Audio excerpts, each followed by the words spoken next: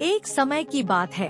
एक छोटे से गांव में रहने वाला लड़का राज को एक सुंदर सी लड़की की आदेश पर शहर में पढ़ाई करने के लिए भेज दिया गया। उसके जाने के बाद उसने कपड़ा साइल का काम धंधा करना शुरू कर दिया।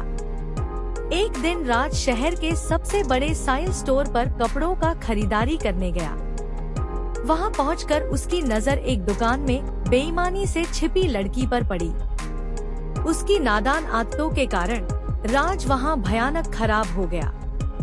वह अपनी ईमानदारी और अच्छाई की रक्षा करना चाहता था। नीतिवादी युवा राज ने अपनी मां के बताए तरीके पर चलकर बिना ज्यादा सोचे समय क्यों खराब नहीं करते हुए दुकानदार को एक चांदी का सिक्का छोड़ दिया और वहां से कपड़ा खरीद लिया। धीमी धीमी धुन सुनाई देती हुई लड़की अचानक अपने पिज्जा पानीपुरी स्थान पर दिखाई दी। वह राज की खराब हालत देखकर उनके पास आई और पूछा, आपके हाथ में क्या हुआ है? क्या मैं कुछ मदद कर सकती हूँ? राज ने यह बात सुनकर हौसला बढ़ाया और उसने सबसे पहले दुकानदार को धन्यवाद दिया जिसने उसे यह सिक्का दिया, और उसने उस लड़की द्वारा पूछे गए प्रश्नों का उत्तर दिया। धन्यवाद बहन, मेरे हाथ में कुछ नहीं हुआ है, शायद तोड़ी है। लड़की ने राज को बताया कि वह उसे बचपन से ही उम्मीद कर रही है। उसने आगे कहा कि उसे एक बहुत अच्छा और भोला लड़का चाहिए जो उसे सब प्यार करे और उसकी ख्वाहिशों को सीधा रास्ता दिखाए। राज ने लड़की के प्रति खास इंटरेस्ट दिखाया और उसे बातचीत के लिए आमंत्रण दिया।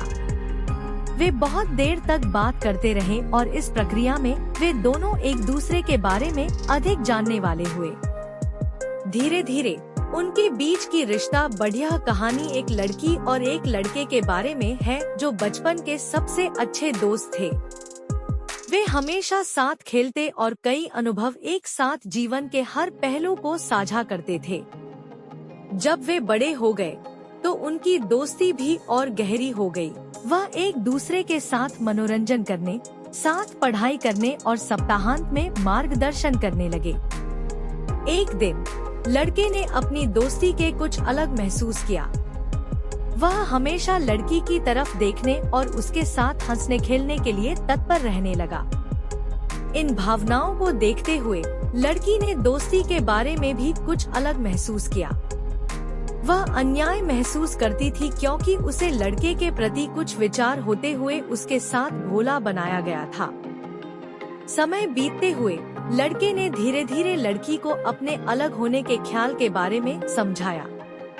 वह कहने लगा कि वह उसे खोने का डर दिखा रहा है और उसे ये भी दिखा रहा है कि उसके बिना वह जीने योग्य नहीं है। सुनकर लड़की बहुत खुश हुई और समझ गई कि उसे भी लड़के के प्रति उसी तरह की भावनाएं हो रही हैं।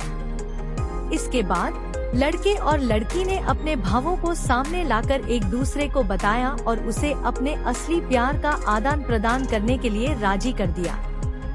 बाद में उन्होंने अपने परिवार को भी अपने असली प्यार के बारे में बताया और वह विवाह करने के लिए इच्छुक थे।